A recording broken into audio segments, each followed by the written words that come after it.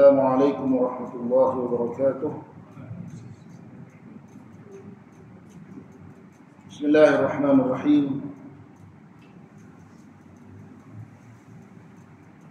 بسم الله الرحمن الرحيم. الحمد لله رب العالمين، والصلاة والسلام على سيدنا محمد وعلى آله وأصحابه أجمعين. اللهم علمنا ما ينفعنا، انفعنا بما علمتنا، وزدنا علما إنك أنت العليم الحكيم. اللهم فقهنا في دينك، واجعلنا من أوليائك وأحبابك وجندك وعبادك المقربين. لا تكلنا إلى ضعفنا وعجزنا وسيئاتنا وأهوائنا، ولا تكلنا إلى أنفسنا طرفة عين، ولا أقل من ذلك يا نعم المجيب. عليك توكلنا وإليك أنبنا وإليك المصير، ولا حول ولا قوة إلا بالله العلي العظيم. اللهم إنا نعوذ بك من علم لا ينفع، ومن قلب لا يخشع، ومن نفس لا تشبع، ومن دعوة لا يستجاب لها. اللهم آت نفوسنا تقواها وزكها أنت خير من زكاها، أنت وليها ومولاها. وصل اللهم على سيدنا محمد وعلى آله وأصحابه أجمعين. أما بعد. Alhamdulillah, syukur kepada Allah Subhanahu wa taala, malam ni kita dapat sama-sama untuk menyambung bacaan dan huraian kita daripada kitab Safinatul Najah yang disusun oleh Fadilatul Syekh Al-Allamah Salim bin Sumair Al-Hadrami rahimahullahu taala rahmatan wasi'ah. InsyaAllah malam ni kita akan masuk pada fasal yang berikutnya, faslun fi nawaqidil wudu'. Fasal pada perkara yang membatalkan wudu. Soal wudu. Surah 14, kita surah 14. Tak bawa buku yang saya tertinggal. Baik. Jadi kita baca perkara yang membatalkan wudu. Apakah perkara yang membatalkan wudu di dalam mazhab Syafi'i? Qala al-muallifu, qala al-musannifu rahimahullahu ta'ala, wa nafa'ana bihi wa bi 'ulumihi fid dharain amin. Nawaqidul wudu'i arba'atu asya'a. Perkara-perkara yang membatalkan wudu ada empat benda, empat perkara. Al-awwalu al-kharij min ahadi sabilaini min qubulin aw duburin rihun aw ghayruhu illa al-mani. Yang pertama, keluar daripada salah satu daripada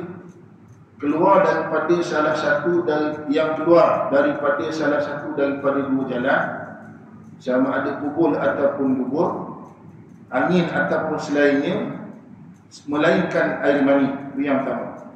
Al-thani, yang kedua, zawalul aqli, hilang akalnya, binaumin, dengan tidur, atau ghairihi, atau selainnya, illa nauma qa'idin mumakkanin maq'adahu minal ard, melainkan tidur orang yang duduk dalam keadaan tetap punggungnya, tetap punggung pada tempat duduknya di atas permukaan bumi. Al-thalithu, yang ketiga, iltiqa'u basyaratai rajulin wa imra'ah, bertemu ataupun bersentuhan dua kulit lelaki dan perempuan, kabiraini, yang dewasa, ajnabiyaini, yang ajnabi, maksudnya yang halal dinikahi kedua-duanya, min ghairi ha'ilin, dengan tidak ada lafik. Ar-rabi'u massu qubulil adami, yang keempat menyentuh kemaluan depan manusia, atau halqati duburi, ataupun halqah duburnya. Jadi di mana itu? Lingkaran duburnya, pada itulah tempat duburnya itu. Bi batni rahati, dengan tapak tangan, au butunil asabi, ataupun dengan perut jari jemarinya. Baik, kita tengok salah satu huraian dia, perkara yang membatalkan wudu, empat perkara. Baik, yang pertama disebut al-khariju min ahadis sabilain, yang keluar daripada salah satu daripada dua jalan, min qubulin au duburin, daripada kubul ataupun dubur. Kubul dan dubur ni bukan nama kemaluan tu, tapi maksudnya arah kemaluan tu dekat mana. Kubul maksudnya kemaluan yang berdepan, dubur kemaluan yang duduk di belakang. Ya, dia kemaluan ni dia ada nama khusus, tapi mana nak cerita dalam kitab-kitab fiqh ni dia guna bahasa yang berlapis, min qubulin aw duburin, sama ada daripada yang depan ataupun yang belakang. Ingat dubur tu bukan makna nama kemaluan, dubur tu maksudnya benda yang berada di belakang. Macam kita baca hadis dalam bab wudu disebut Nabi bila ambil wudu, bila Nabi sapu kepala, aqbala wa adbar wa aqbal. Maksudnya Nabi tarik tangannya ke belakang, adbar ke belakang, aqbal ke depan. Aqbal adbar. Adbar tu dubur lah, yang belakang. Ataupun macam contoh Nabi SAW sebut, Nabi bila ditanya, bilakah waktu doa yang paling didengari oleh Allah Ta'ala, antara Nabi jawab dengan dua benda. Yang pertama kata Nabi, fi duburis salawatul maktubat, iaitulah pada belakang ataupun penghujung ataupun perakhiran solat fardu. Solat pun ada dubur juga. Bukan mana dubur kemaluan. Dubur maksudnya benda yang berada di pengakhiran ataupun benda yang berada di belakang. Maka dalam bahasa Arab tu dipanggil dubur. Jadi bila disebut kat sini yang keluar daripada salah satu dua jalan, iaitulah kubul ataupun dubur, maknanya disebut dengan perkataan yang melapis. Maknanya kemaluan yang berada di depan ataupun yang berada di belakang. Rihun sama ada angin. Sama ada angin ataupun selainnya. Selainnya maksudnya apa? Kata Imam Nawawi apalah, tak kira apa benda, sama ada yang keluar tu cacing ataupun husak, maknanya batu yang kecil, ataupun darah ataupun nanah, apa saja yang keluar walaupun benda tu dikira ghairu mu'tad, bukan sesuatu yang biasa, maka dia membatalkan wudu illa mani, melainkan air mani. Air mani dia tidak membatalkan wudu. Sebab apa? Kerana dia telah mewajibkan mandi. Kerana dia telah mewajibkan mandi. Tapi kalau dia ragu-ragu kan, rasa macam ada kentut, rasa macam tak ada kentut, kadang dia rasa gitu. Bila kita duduk ataupun kadang-kadang lepas kita keluar tandas, kita dah duduk lah. Kita pun tak jalan macam mana, ataupun kita duduk tak macam mana, kita bila nak ejak punggung kita rasa macam ada angin keluar. Yang tu nak kira macam mana? Tu nak kira kentut ataupun bukan? Benar dalam satu riwayat hadis, Nabi SAW sebut, bila ada orang mengadu kat dia rasa macam ada benda, sesuatu keluar daripada perut dia. Lalu Nabi SAW sebut, kalau dah dia rasa macam ada benda yang keluar daripada perut dia, mafhum hadisnya itulah, la yasal hatta yajidu hatta yasma'u sautan aw yajid rihan. Hatta yasma'u sautan aw yajid rihan. Janganlah dia maknanya janganlah dia beredar, janganlah dia batalkan sembahyangnya sehinggalah dia mendengar bunyi ataupun dia menghidu bau. Maknanya apa? Maknanya kalau yang keluar tu confirm kentut, yang tu baru batal wudu. Tapi kalau rasa ragu-ragu kentut ke bukan, rasa macam ada yang ni keluar, rasa macam bukan, rasa macam kentut, rasa macam bukan, maka tu tidak dikira sebagai kentut. Kentut ni maksudnya angin yang keluar daripada dalam perut. Ada pun saki-baki, sebab dia kadang-kadang ni cerita sekarang teknikal badan kita ni. Dia kadang-kadang bila lepas kita buang angin tu, kadang-kadang bukaan pada lubang dubur tu dia tak rapat. Jadi tu yang kadang bila kita bergerak ataupun kita duduk, bukaan tu dia macam terbuka ataupun tertutup sehingga menghasilkan angin. Tapi angin tu bukan daripada dalam perut. Angin tu daripada penutupan lubang dubur yang tidak sempurna. Tapi kalau keluar tu memang daripada perut, sama ada berbunyi ataupun tidak berbunyi, kuat ataupun tak kuat. Kalau tahu tu memang keluar betul, maka tu confirm betul. Itu dunia kaedah dia lah. Itu dunia kaedah. Sebab kita kaedah dalam Islam ni umum. Al-yakin la yazul bisyak. Yakin tidak boleh dihilangkan dengan datangnya keraguan. Benda tu kalau kita ragu-ragu ada ataupun tak ada, maka kita menghukum asal, maka kita katakan benda itu tak ada. Ya, asal sesuatu benda, al-aslu fil asya' adam. Asal bagi sesuatu benda itu tidak ada, sehingga datang qarinah bukti yang menunjukkan ada. Kan? Mana contoh? Dulu kita pernah bincang kan. Contoh kalau kat botol ni ataupun contoh padang. Padang yang lapang. Padang tu kita contoh bila kita nak semayang, kita tahu ada mungkin najis pernah berak kat sini. Ya, mungkin ada najis dan sebagainya. Kita tak tahu. Baik, hukum asal padang. Padang tu sendiri bersih ke najis? Padang tu bersih. Maka kita tidak boleh hukumkan padang itu najis, melainkan jelas ada bukti yang menunjukkan memang ada najis kat situ. Itu dia punya kaedah. Ya, orang pindah masuk rumah baru yang pernah didiami oleh orang bukan Islam. Ya, dan namanya rumah yang kita masuk tu rumah bukannya anjing. Namanya rumah. Bila rumah tu ni asal rumah binaan daripada batu-batu, daripada cat, batu mama, ni semua najis ke bersih? Bersih. Maka kita tidak boleh kata ada rumah tu ada najis sehingga perlu untuk kita seketul lantai dan sebagainya, sehingga ada qarinah, bukti yang menunjukkan sebaliknya. Memang masa kita nak masuk tu nampak tuan rumah yang sebelum ni anjing dia pergi berak kat ujung tu nampak. Anjing tu duduk menyangkung dia. Buang air ke restoran baru nampak. Tapi kalau sekadar agak-agakkan saja, dia boleh anjing, kata anjing dia pernah berak dalam rumah, mentah-mentah. Kita tak tahu. Maka bila tak tahu, hukum kita tak pakai. Jadi sama juga dalam bab kentut. Ya, kentut pun sama juga. Rasa macam kentut, rasa macam bukan, maka dikira bukan kentut. Itu kaedah dia. Wallahu a'lam. Baik, habis waktu. Itu senang. Baik, kemudian yang kedua, الثاني زوال العقل بنوم أو غيره إلا نوم قاعد ممكن مقعده من الأرض. Hilangnya akal dengan sebab tidur atau selainnya, melainkan tidur yang mana orang yang duduk itu letak papan punggung di atas permukaan bumi. Baik, kita tengok apa huraian dia. الثاني زوال العقل أي تمييز. Mumayyiz. Maksudnya orang yang tak ada akal ni dia tak reti beza.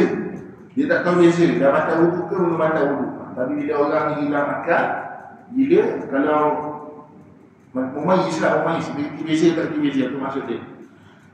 Binau min ghairihi, dengan tidur ataupun selainnya. Selainnya contohnya apa? Kajununin, seperti orang yang gila. Wa ayma'in, seperti orang yang pingsan. Wa sukrin, ataupun orang yang mabuk. Ataupun orang yang mabuk. Maknanya kalau orang tu gila, ataupun orang tu pingsan, atau orang tu mabuk, maka dia telah membatalkan untuk orang tersebut. Minum ketum sampai mabuk, batal tak wudu. Kalau sampai mabuk, batal tak wudu. Ya, bila minum ketum syurga, nampak syurga. Ya, batal tak wudu sebab dia dah kira apa nama? Dikira apa, sukrin, sakirin, dikira orang yang mahu hilang akal. Illa nauma qa'idin mumakkani maq'adah, melainkan tidur orang yang duduk dalam keadaan tetap papan punggungnya, ai al-yataihi, iaitulah dua papan punggungnya, minal ard, daripada permukaan bumi. Kena ingat, tidur itu sendiri dia tidak membatalkan wudu. Sebab di sana sabit satu hadis daripada Anas bin Malik radhiyallahu anhu, disebut bahawa para sahabat Nabi ketika mereka menunggu masuknya waktu solat berikutnya, mereka sahabat-sahabat Nabi ini tidur di dalam masjid, dan bila sembahyang mereka terus sembahyang dalam keadaan mereka tidak ambil wudu kembali. Menunjukkan kepada kita bahawa tidur itu sendiri tidak membatalkan wudu. Tetapi tidur dengan posisi yang tertentu yang menjadikan wudu kita itu batal ataupun tidak. Jadi dalam kitab ni dia ada qaid. Qaid ni maksudnya apa, kalau bahasa Melayu namanya qaid. Dia punya apa kita nak panggil qaid, dia punya pengecualian lah kita panggil. Pengecualian. Maknanya kalau sekadar tidur tidak membatalkan wudu, tapi tidur yang macam mana membatalkan wudu? Maknanya kalau tidur dalam keadaan papan punggung yang tidak tetap. Papan punggung yang tidak tetap. Apa maksud? Apa makna papan punggung yang tidak tetap? Maknanya ada dipanggil apa nama? Mujafah. Maksudnya ada jarak, ada gap di antara papan punggungnya, maknanya papan punggung ni dua papan punggung yang mana tengah tu ada duduk, genggam antara papan punggung dan tempat duduknya. Maknanya kalau terangkat papan punggung dengan tempat duduknya itu, dia tidur dalam keadaan demikian, maka duduk yang begitu telah membatalkan wuduknya. Sebab apa? Sebab apa tidur? Ni teka-teki ni. Kenapa tidur dalam keadaan punggung yang tidak, papan punggung yang tidak tetap pada permukaan tempat duduknya itu membatalkan wuduk? Sebab apa? Apa kaitan dia? Ya. Dia tak kentut. Syekh kata sebab kentut. Ya. Dia bukan kentut, tapi dia panggil madhinnah. Madhinnah ni maksudnya ada kebarangkalian yang kuat untuk mengatakan dia kentut dalam keadaan macam itu. Ya, sebab kalau kita tidur dalam keadaan papan punggung yang tetap, punggung tu melekat pada tempat duduk.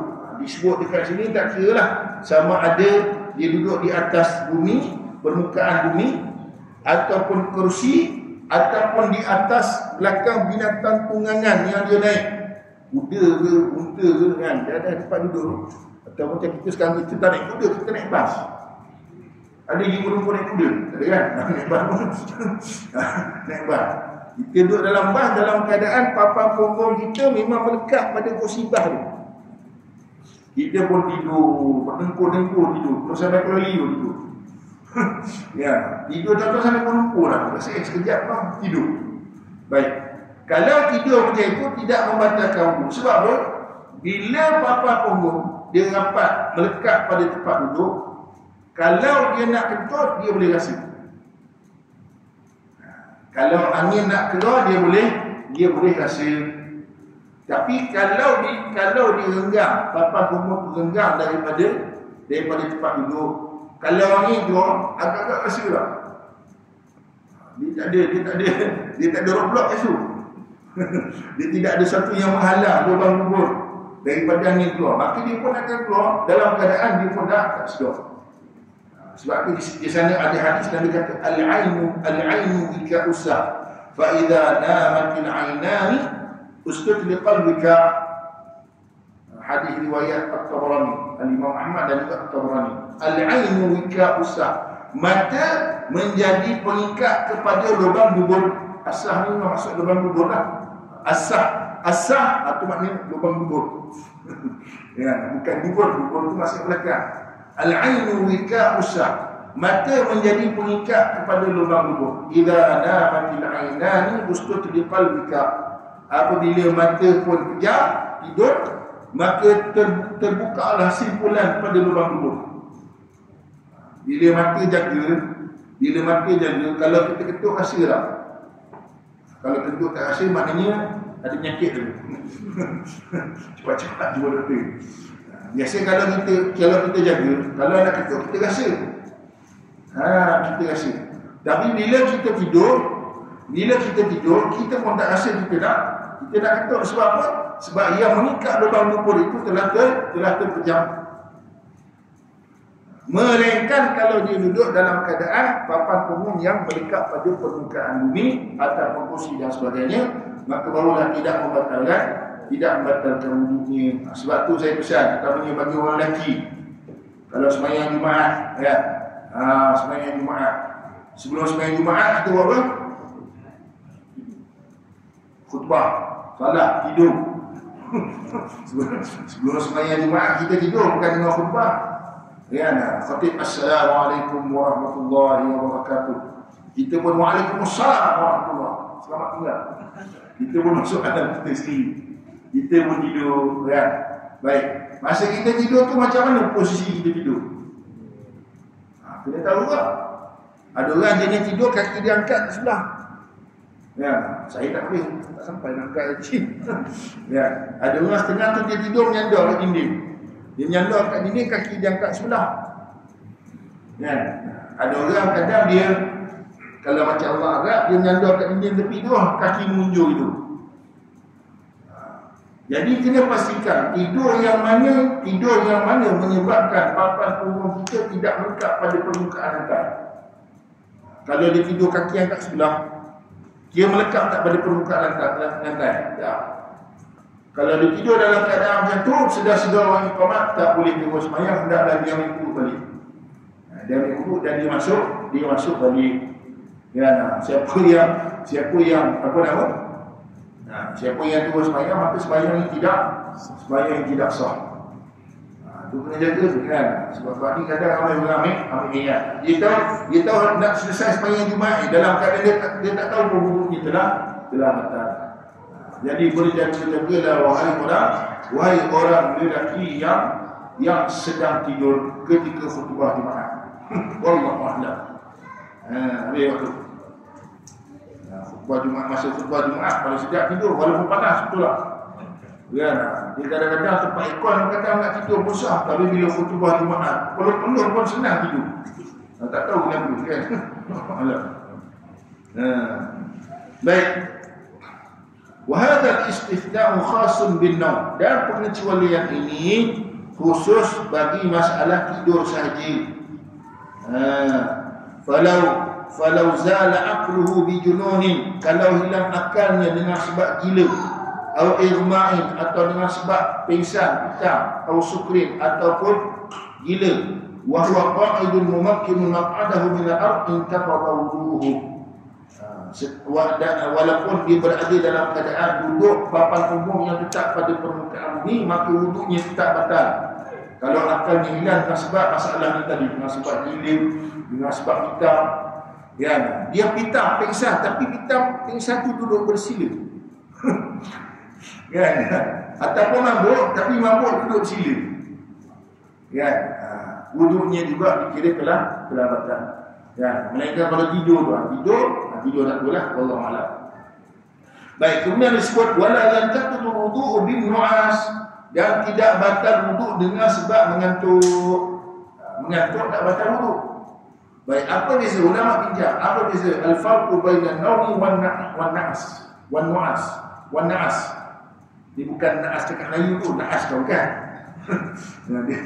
Na'san ni maksudnya mengantuk. Biasanya tidur dengan mengantuk. Disebut mengantuk ni alamat tu, tandanya sama'u kalamil hadirin wa illam yafhamhu.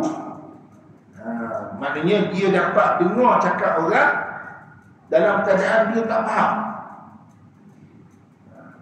Maknanya dia boleh dengar orang cakap keliling, dia boleh dengar bunyi sekeliling ni, tapi dia jadi bela. Dia tak dapat tangkap. Wa alamatun naum, dan tanda orang tu tidur husud ru'ya. Maknanya terhasil dia mimpi. Kalau mimpi kau pun tidur. Tak ada orang mengantuk tidur, tak ada orang mengantuk mimpi, tak ada. Biasa yang mimpi ni orang yang tidur. Jadi kalau dia mengantuk ni maksudnya dia sedar orang cakap keliling dia, cuma dia tak faham. Dia boleh dengar, maknanya dia alert. Cuma dia antara sedar tak sedar. Ya, maka orang tu dikira sebagai mengantuk, tidak dikira sebagai tidur. Jadi apa dia nak cerita kat sini? Maknanya kalau orang tu duduk dalam keadaan punggung yang tidak tetap, dia duduk dalam keadaan punggung yang tidak tetap. Baik, kalau saya nak cerita, kalau duduk punggung yang tetap macam mana kalau duduk atas lantai? Kalau tuan-tuan duduk atas kursi, itu dikira punggung yang tetap pada permukaan yang diduduk. Kalau duduk bersila dikira umakin maq'adahu min al-ard, dikira melekat pada permukaan bumi. Kalau maknanya kalau tuan-tuan menyandar kat dinding, kaki lunjuk pun sama juga. Tengok sebab dia melekat. Tapi kalau duduk jenis macam tadi pula, duduk simpur. Duduk simpur maksudnya pada papan punggung tu kedua-duanya tidak melekat pada permukaan bumi. Jadi kalau tidur dalam keadaan tu, maka barulah batal wuduk. Tapi kalau dia mengantuk dalam keadaan papan punggung yang tidak tetap, maka batal dah wuduk dia. Batal tak? Tak batal. Tak batal. Mana masa tengah dengar khutbah Jumaat tu, dia tidur duduk simpur, tangan duduk sebelah ni, dia ampungkan tangan, kaki sebelah kan. Dia dengar suara khotib tu. Tapi kalau tanya balik, tadi khutbah pun entahlah, aku tak tahu. Dengar tapi tak tahu benda. Maknanya dia tak tidur, dia mengantuk. Jadi kalau keadaan yang itu batal wuduk dia, maka wuduk tak batal sebab dia mengantuk. Kalau dia tidur dalam posisi duduk macam tu, maka baru dikira batal. Baik, kalau tak tahu, tadi aku mengantuk ke tidur? Rasa macam dah masuk alam mimpi dah. Rasa macam belum mimpi, rasa macam dah mimpi. Rasa macam ada orang cakap. Jadi tak tahu tidur ke mengantuk. Sama juga macam kaedah tadi. Asal bagi sesuatu ada tak ada? Tak ada. Maka dihukumkan mengantuk, tidak dihukumkan tidur. Kalau ragu-ragu tak pasti. Wallahu a'lam. Melainkan kalau dia yakin dia tidur. Kalau dia yakin tidur tak boleh ragu-ragu lah. Kan? Tapi tidur ke mengantuk? Padahal mimpi lah. Tak boleh lah. Yang tu dikira batal wuduk. Kalau dia duduk dalam keadaan umur yang tidak tetap. Baik, habis waktu. Baik. Yang ketiga, perkara yang membatalkan wuduk yang ketiga apa dia? Al-thalithu iltiqa'u basharatay rajulin wa mar'atin kabirain. Persentuhan dua kulit lelaki dan perempuan yang dewasa. Tengok dia punya, orang kata berbeting. Bersentuhan dua kulit, maknanya kulit lelaki dan perempuan yang dewasa. Baik bil ghaini hatta syahwat inda dawu tiba'id salimah. Maksudnya apa nama, kulit. Maknanya bila kita sentuh tu, yang secara adatnya boleh mendatangkan syahwat. Kulit. Dia sebut apa? Kulit. Dia tak sebut rambut. Kalau menyentuh rambut, suami menyentuh rambut isteri ataupun menyentuh tulang isteri. Jadi sentuh tulang isteri. Kalau mana tulang bini, ada tulang bini. Gigi kan tulang. Gigi kan tulang. Dia sentuh gigi bini dia. Buat sini gigi awak sentuh. Dia wuduk pun. Batal tak batal? Tak batal. Sebab bukan kulit. Rambut pun bukan kulit. Kuku bukan kulit. Jadi kalau dia sentuh gigi, dia sentuh kuku, dia sentuh rambut ataupun bulu yang mana tak kena kulit lah. Maka kalau dia sentuh benda-benda ni, maka tidak membatalkan wuduk. Kena faham. Kabiraini rajulin wa mar'atin, maknanya kulit lelaki dan perempuan. Kalau lelaki dah batal, perempuan dah batal. Kabiraini maksudnya apa? Dua-dua tu orang dewasa. Kalau yang disentuh tu kanak-kanak, baby, umur 2 tahun. Umur 2 tahun. Ada ataupun contoh aku. Ada orang bawa anak perempuan umur 2-3 tahun, kan? Habis semayang salah. Ya, jadi dia pun membawa anak dia umur 2 tahun ni salah dengan pakcik ni, pakcik ni, jangan, tak ada salam, batal dulu. Batal ke? Tak batal. Budak kecil tak batal, kan? Budak kecil tak batal. Tapi kalau budak tu dah menangis, tu baru dikira batal. Wallahu a'lam. Baik. Kemudian ada lagi dia punya qaid ajnabiyah ini. Bersentuhan kulit lelaki dan perempuan yang dewasa lagi ajnabi. Ajnabi maksudnya apa? Ailaisa bainahuma mahramiyah, yang tidak ada hubungan antara keduanya itu hubungan mahram. Mahram maksudnya apa? Yang haram untuk dinikahi. Binasabin, dengan sebab keturunan, awrada'in, ataupun dengan sebab susuan, atau musaharah, ataupun dengan sebab perkahwinan. Contoh, seorang lelaki kahwin dengan seorang perempuan, maka mak perempuan tu jadi apa? Ada orang lelaki, mak mertua dia lah. Mak mertua dia. Hukum mak mertua, hukum suami dengan mak mertua dia tu, hukum dia apa? Hukum mahram secara musaharah dipanggil. Mahram secara perkahwinan. Maksudnya tak boleh kahwin dengan mak mentua ala takdid selama-lamanya walaupun berlaku perceraian lepas tu. Kan? Tak boleh dah bercerai dengan bini, tengok bekas mak mentua ni, lagi canggih mak mentua, kahwin dengan orang tak boleh. Ya, tak boleh. Tengok bekas mak mentua lagi lawa daripada bekas isteri, kahwin dengan mak mentua, tak boleh.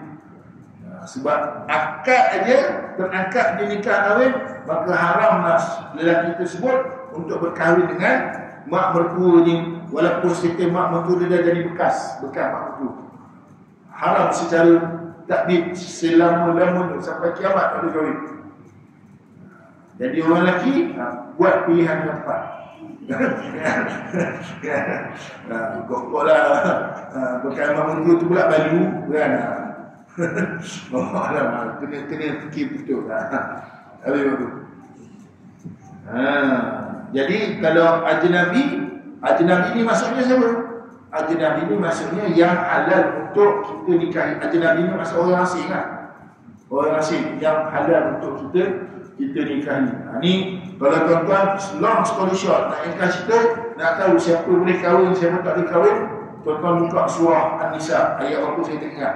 Hurrimat alaikum ummahatukum wa banatukum wa akhawatukum wa ammatukum wa khalatukum wa banatul akhi wa banatul ukhti. Panjang.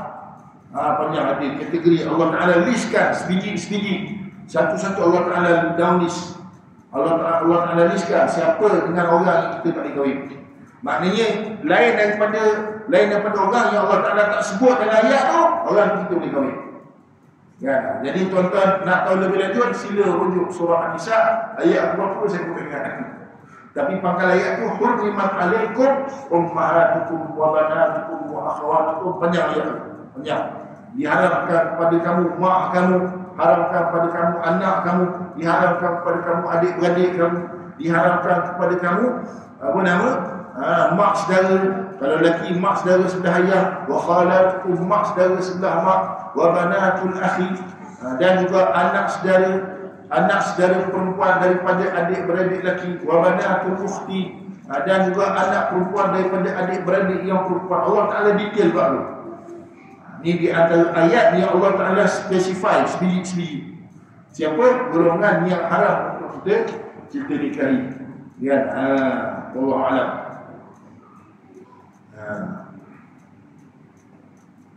Jadi kalau bersentuhan kulit dengan orang perempuan yang bukan ajnabi, mahram tak batal. Tapi dengan ajnabi tadi batal lah.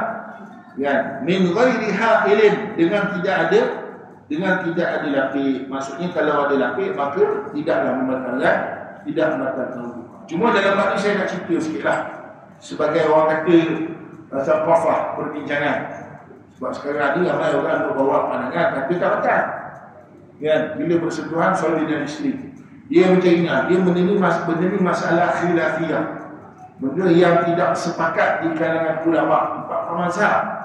Ya, yang sepakat antara Maliki dengan Hambali saja, lain pada semua ulama beza pandangan. Ya, jadi apa nama ni? Jadi dalam mazhab Syafi'i kata batal dipanggil mujarrad nafs, semata-mata sentuhan maka membatalkan wudu.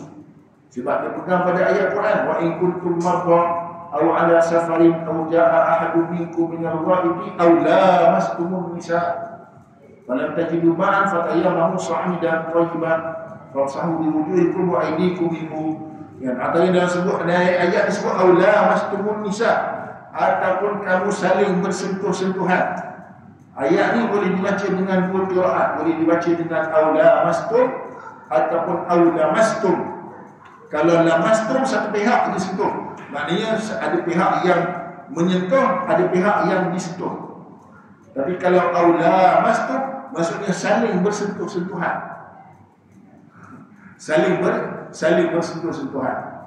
Jadi oleh sebab kalau qiraat yang kita biasa baca, qiraat Hafs, dia dibaca aula mastum, maksudnya saling bersentuh-sentuhan. Maka difahami oleh ulama Syafi'iyah yang dimaksud dalam ayat ini bukan semata-mata sentuhan, tapi yang dimaksudkan di sini adalah kias kepada bahasa kiasan kepada sentuhan, iaitu melakukan persetubuhan. Sebab kalau dah masuk saling bersentuh-sentuhan, kalau dah saling bersentuh-sentuhan maksudnya apa? Tak ada kerja nak saya bersentuhan-sentuhan, tak ada. Ya, maknanya nak buat kerja kan? Ya, faham kan? Nak melakukan hubungan suami isteri. Ya. Tapi di counter balik, ni sekadar perbincangan, di counter balik oleh ulama yang lain. Kata mereka tak jadi juga sebab ada qiraah yang lain dibaca dengan aulamastum. Aulamastum maknanya sekadar sentuhan. Sekadar sentuhan. Jadi katanya yang dimasukkan dengan ayat ni, bukanlah dengan makna sekadar bersentuhan, tapi yang dimasukkan dengan ayat ni adalah secara kiasan. Sorry, saya silap tadi. Dalam mazhab Syafi'i dia tak faham secara kiasan, dia faham secara hakikat. Sorry, saya silap. Di sisi mazhab Syafi'i, sentuhan tu dipaham secara hakiki. Maksudnya memang betul-betul sentuh, bukan persetubuhan. Tapi di sisi mazhab yang lain kata tak, ayat ni bukan hakiki, tapi secara majazi, secara kiasan. Maknanya bukan sentuhan, tapi maksudnya persetubuhan. Baik. Macam mana pula orang? Sebab di sana ada beberapa hadis. Contohnya dalam riwayat An-Nasa'i disebut bahawa Nabi SAW kana yuqabbilu ba'da nisa'ihi thumma yusalli wa la yatawadda. Nabi pernah mencium beberapa orang isterinya, sebahagian daripada isterinya, dan Nabi sembahyang dan Nabi tak berwudu balik. Kalau ikut dalam riwayat Muslim, Aisyah cerita satu malam bila dia bangun daripada tempat tidur, tengok-tengok Nabi tak ada sebelah dia. Sudah, mana suami aku ni hilang? Pergi rumah isteri lain ke mana? Kan? Aisyah dalam malam yang gelap tu pun, dia pun dua tangan dia pun cari dekat mana suami aku ni. Kemudian kata Aisyah, fawaqa'tu yadi ala fawaqa'tu yadi ala batni qadamaihi. Fawaqa'tu yadi ala qadamaihi. Tiba-tiba tangan aku tiba-tiba tangan aku berada pada kedua kaki Nabi sallallahu alaihi wasallam. Wa huwa mansubatan. Dalam keadaan kaki Nabi tengah tegak itu. Maknanya Nabi tengah apa? Nabi tengah sujud Nabi tengah sujud. Jadi Aisyah masih percaya Nabi, tiba-tiba tangan dia terpegang kaki Nabi dalam keadaan kaki Nabi yang salam tengah sujud. Hadis tu dia nak cerita apa yang Aisyah dengar masa Nabi baca dalam sujud. Tapi secara tak langsung juga hadis ni memberi faham bahawa bila Aisyah sentuh Nabi, Nabi marah. Nabi tak marah, bahkan Nabi menurunkan sembahyang ni. Menunjukkan apa? Batal tak batal wudu? Menunjukkan tak batal lah. Maka ada sebagian ulama kata sentuhan tidak membatalkan wudu. Dan dijawab balik oleh ulama Syafi'iyah. Katanya Aisyah tu memang sentuh Nabi, tapi sentuhan secara berlapis. Sebabkan malam tu jadi Aisyah tu dia masih berjalan tu, dia pegang sekali dengan selimut. Jadi dia sentuh kaki Nabi tu dalam keadaan berlapis. Dijawab oleh ulama dalam mazhab lain, dia kata celah mana kata ada lapis, tak ada lapis pun. Jadi kata dia ni takwilun ba'id, takwil yang ke laut. Tak dia pun kata Aisyah siap bawa ada lapis sebagainya. Jadi berlaku perbezaan pandangan di kalangan mazhab Ahlussunnah berkenaan dengan sentuhan lelaki dan perempuan, suami dan isteri, adakah membatalkan wudu ataupun tidak. Maka di dalam mazhab Syafi'i, kalau Imam Syafi'i pun dia ada dua pandangan. Imam Syafi'i kalau ikut qaul qadim, fatwa lama Imam Syafi'i masih duduk dekat Iraq, kata Imam Syafi'i sentuhan yang disertakan dengan syahwat maka baru membatalkan wudu. Pandangan ni selari dengan mazhab Maliki dan juga mazhab Hanbali yang kata sentuhan dengan syahwat baru ada wudu. Faham sentuhan dengan syahwat? Sebab dulu saya masa cerita dalam kursus umrah, ada seorang Pak Haji ni, dia tanya, Ustaz, macam mana saya nak tahu sentuhan tu ada syahwat? Saya kata yang naik syahwat tu Pak Haji, bukan saya, mana saya tahu. Tapi faham lah maknanya sentuhan tu lah, maknanya mendatangkan syahwat, maka baru membatalkan wudu. Inilah fatwa lama Imam Syafi'i masih di duduk kat Iraq. Dan inilah pandangan yang dipegang dalam mazhab Maliki dan Hanbali. Tapi bila Imam Syafi'i hijrah ke Mesir, dia kaji balik, dia tukar fatwa. Dia kata apa? Dia kata batal secara mutlak, sama ada dengan syahwat ataupun dengan tidak ada syahwat. Dan akhirnya fatwa yang kedua, kalau jadi Imam Syafi'i inilah yang jadi pandangan yang muktamad dalam mazhab dan dipegang sampai hari ini. Sama sikit mazhab, insya-Allah. Baik. Jadi kita selesaikan bab perkara yang membatalkan wudu. Jadi kita sebut balik masalah sentuhan lelaki dan perempuan yang halal dinikahi ini. Perbezaan pandangannya, boleh sebab berlaku khilaf dalam memahami nas Al-Quran dan hadis Nabi SAW, maka berlakulah perbezaan pandangan. Jadi kalau Imam Syafi'i dia ada dua fatwa lama kata tak batal melainkan dengan syahwat, yang selagi dengan pandangan Malikiyah dan Hanabilah. Tapi bila dihijrah ke Mesir kata batal secara mutlak, sama ada dengan syahwat, sama ada dengan tidak ada syahwat. Okey. Kemudian mazhab Hanafi tidak batal secara mutlak. Mazhab Hanafi tak batal secara mutlak. Ada syahwat, tak ada syahwat langsung tak batal. Mereka kalau melakukan persetubuhan itu batal lah. Tapi kalau setakat situ walaupun dengan ada syahwat maka tidak membatalkan wudu. Baik. Jadi kita nak pegang yang mana?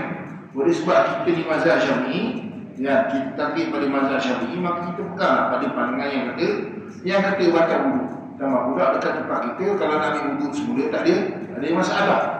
Tapi sekiranya ada keadaan-keadaan yang memukarkan kita untuk mengambil wudu berulang-ulang kali, maka dalam bab ni kita ada kaedah idza dhaqal amru ittasa. Kalau benda tu sempit maka skop tu kita boleh luaskan.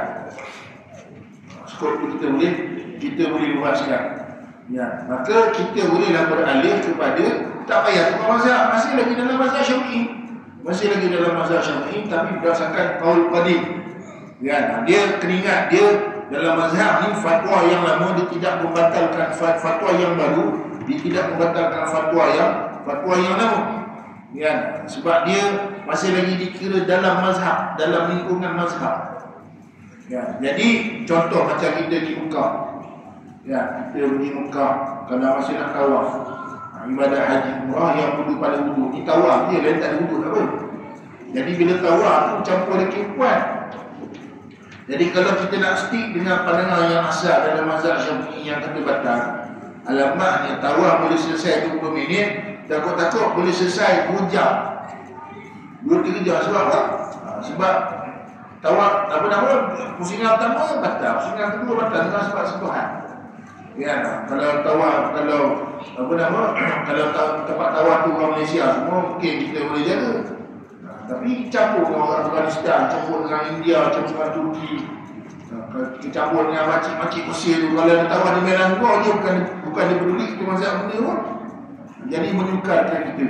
Jadi oleh sebab sukar kita nak ambil pandangan yang kata batal, untuk maknanya untuk dia ambil wudu tiap-tiap kali bila batal, maka boleh beralih kepada pandangan yang kata tidak batal melainkan dengan syahwat. Kalau dia jenis cepat dengan syahwat juga macam mana? Maka beralih pada mazhab Hanafi. Ya, beralih kepada mazhab Hanafi supaya memudahkan perjalanan tawaf. Baik. Yang terakhir untuk malam ni sikit saja, malam yang terakhir Ar-Rabi'u yang keempat, masu qubulil adami aw halqati duburi bi batin rahati aw butunil asabi, menyentuh kemaluan manusia, kemaluan depan ataupun lingkaran duburnya, kemaluan zakar sama ada disebut dalam setengah kitab ibaratnya, sama ada yang zakar dipanggil qubulil adami, maknanya kemaluan manusia. Kalau kemaluan lembu dipanggil kemaluan lembu, atau kucing dia pegang batal tak wudu? Tak batal. Manusia, ya, sama ada yang bersambung atau yang terputus.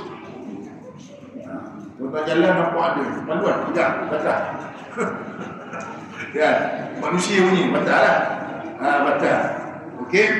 Baik, yang disebut kat sini qubulil adami, iaitulah zakarul rajuli atau farjul untha. Kat mana batal? Iaitulah kalau lelaki yang dikira pada zakarnya sahaja. Ini ilmu sekadar pada untuk kefahaman. Zakar maksudnya apa? Macam ni saya nak sebut ni. Kan? Yang tu je. Faham kan? Lain pada tu, tempat tumbuh bulu tak batal. Kan? Apa lagi? Sarung. Sarung bawah tu. Kan? Berbola lah. Tu tak batal. Yang tu tak batal. Yang batal mana? Yang batal tu. Yang tu keliling tu, yang tu batal. Yang tempat tumbuh bulu, yang bawah tu, yang tu tak batal. Yang perempuan mana batal? Farajul mar'ah, pada bibir farajnya sahaja. Maknanya pada tempat tumbuh bulu hari-hari yang tu tak batal. Maknanya pada bibir faraj. Perempuan tahulah, wallahu a'lam. Baik, halqah dubur. Halqah dubur dia sebut apa? Lingkaran dubur. Dekat mana lingkaran dubur? Itulah yang tempat lubang tu. Tempat lubang itu saja, lingkaran. Yang kena keliling tu kan. Yang kita sentuh kat situ, yang tu batal. Adapun papan punggung kanan kiri, termasuklah tu alur. Kan? Yang tengah tu alur kan. Rupanya tengah tu yang panjang tu. Yang tu sentuh semua tak batal. Kalau dalam kitab fiqh, dia ada satu istilah saya lupa. Yang hebat dalam bahasa Arab, dia ada nama kawasan di antara, kalau orang lelaki, di antara apa nama? Istilahnya skrotum tu lah. Ya, antara skrotum dengan lubang kubur, tengah tu ada kawasan kulit. Sentuh situ pun tak batal. Sentuh situ. Dia cuma dalam bahasa Arab ada istilah, saya lupa nama dia. Lupa nak hafal. Banyak benda dia hafal tak benda ingat. Ya, jadi yang dikira batal kalau dubur pada hal apa? Pada lingkaran dubur, dan kemaluan nanti pada zakarnya, dan orang perempuan pada bibir faraj nisa sahaja. Batal tak mana? Kalau dalam mazhab Syafi'i, batal dengan sentuhan bibab penirahah atau butunul asabi', dengan tapak tangan dan perut jari jemari. Maksudnya ni tapak tangan dan perut jari mana ni? Perut jari depan ni. Adapun tepi celah-celah ni, ujung ru'usul asabi', pangkal jari, belakang tapak tangan, ya. Yang ni semua kalau sentuh tak batal. Sentuh ujung tak batal. Sentuh belakang tak batal. Sepit pakai jari tak batal. Dia yang batal pada butunul asabi' dengan batnul rahah. Ni tapak tangan. Tapak tangan. Tapi nak keluar daripada khilaf, macam mazhab Hanbali, dia kata sentuh dengan belakang itu batal dah. Nak keluar daripada khilaf. Jadi kalau nak beradab, kalau sentuh dengan belakang ni sebagai meraihkan pandangan dalam mazhab Hanbali, elok ambil wudu. Tapi kalau nak pakai asal mazhab Syafi'i pun tak ada masalah, sebab yang belakang ni asalnya tidak batal. Wallahu a'lam. Kalau mazhab Maliki lagi best, menyentuh kemaluan depan saja batal. Pegang dubur tak batal. Sebab dalam hadis sebut man massa dhakarah. Nabi tak kata man massa duburah. Siapa yang sentuh zakarnya, Nabi tak kata dubur. Maka mazhab Maliki kata sentuh kemaluan depan je batal, sentuh dubur tak batal. Mazhab Hanafi lagi sedap, langsung tak batal. Depan ataupun belakang langsung tak batal. Dia kata sunat dia untuk kalau sentuh kemaluan. Sebab dia gabung sekali dengan hadis Talq bin Ali, yang mana ada seorang badui jumpa dengan Nabi SAW, bertanyakan kalau ada orang sentuh kemaluan dia, adakah kena wudu? Nabi kata hal hiya illa ba'atu min. Ada bukankah ia sebahagian daripada tubuh kamu? Maknanya Nabi SAW nak bagi tahu macam kita pegang telinga, batal wudu tak? Tak batal. Pegang itu batal tak? Tak batal. Pegang tangan batal tak? Maka begitulah juga pegang kemaluan, sama macam kita sentuh bagian tubuh yang lain, maka tak batal wudu.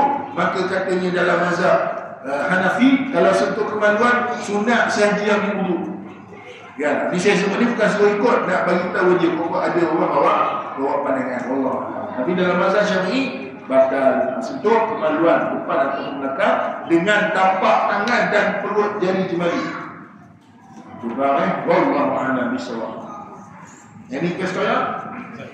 Ya. Ada hukum mazhab Hanafi dengan tapak depan pun depan belakang berbatal. Sebenarnya tak kan? Macam mana? Mazhab Hanafi. Sebenarnya mutlak batal kan? Hanafi mutlak tak batal. Tapi yang kata batal dengan belakang tangan dekat tu mazhab apa? Mazhab Hanbali. Hanbali dah. Hanbali sebab dia pegang man massa dhakara, siapa yang sentuh kemaluan. Cuma dalam mazhab Syafi'i sebab apa nak cerita sikit. Sebab apa mazhab Syafi'i yang ni batal, yang ni tak batal. Sebab ada satu hadis Imam Syafi'i sini pun riwayat hadis tu. Imam Syafi'i di antara orang yang bertanggungjawab riwayat hadis tu. Yang ini juga diriwayatkan oleh Imam Tabrani, disebut man afdha. Disebut kalimat man afdha bi yadihi ila dhakari. Ya, walaysa dunaha hijabun aw satrun. Barang siapa yang mencecah tangannya kepada kemaluannya dan tidak ada di sebalik tangannya itu hijab, lapik ataupun satrun penutup, faqad wajaba wudu, maka telah wajib wudu ke atasnya. Ya, jadi dalam hadis ini ada kalimat afdha. Jadi kata Imam Syafi'i ini dia hujah daripada segi bahasa. Kekuatan Imam Syafi'i adalah kekuatan dia, kefaqihannya daripada segi bahasa Arab. Jadi kata Imam Syafi'i, al-ifdha la yakun illa bi batinil kaf. Ifdha tidak boleh berlaku melainkan dengan sentuhan tapak tangan saja. Ya, jadi oleh sebab dalam hadis ini ada kalimat ifdha, maka jadi pegangan dalam mazhab Syafi'i, sentuh dengan tapak tangan saja batal, sentuh dengan belakang tak disebut sebagai ifdha. Maka menjadi pegangan dalam mazhab. Tuan-tuan ambil yang mana? Saya Ustaz rasa penatlah duduk saya nak mazhab Hanafi je lah. Suka-suka nak tukar mazhab. Ada dia punya topik je lah kan. Ada dia punya garis panduan. Kalau kita nak tukar mazhab yang lain. Wallahu a'lam bishawab. Baik. Ada lagi tak ada? Baik. Kalau tak ada insya-Allah kita sambung pada dia. Yang definisi dewasa berbalik ke ataupun ada umur? Macam mana? Yang bersentuhan kulit lelaki perempuan kan? Yang dikatakan dewasa tu adakah nisbah dia balik? Tak, dia kabira ni maksudnya maknanya yang ni lah, kanak-kanak yang masih lagi kecil. Maknanya kalau budak tu dah memayis lah. Kalau dia memayis tu batal lah. Bukan balik kalau balik dah obviously lah. Obviously batal. Tak balik lagi pun batal. Kalau dia kalau kecil saya nak kena baca balik tu. Nak kena baca balik. Allah Alam. Sebab ingat saya disebut kalau bawah daripada, kalau belum memayis yang tu tak batal. Tapi kalau sudah memayis tapi belum balik, kalau yang itu nak dikira macam mana? Sebab disebut kabiran. Dia tak sebut balik. Disebut kabiran. Kabiran maknanya yang dah besar. Yang dah besar. Jadi apa definisi dah besar tu? Ya, bersama boleh agak saya kena baca balik. Yang ada bunyi yang orang kata jadi little things kata orang yang betul-betul. Wallahualam. Boleh insya-Allah. Sambung pada kuliah kita. Wassallallahu ala sayyidina Muhammad wa ala alihi wa sahbihi ajma'in walhamdulillahi rabbil alamin. Subhanakallahumma wa bihamdika asyhadu an la ilaha illa anta astaghfiruka wa atubu ilaik. Wassalamu alaikum warahmatullahi wabarakatuh.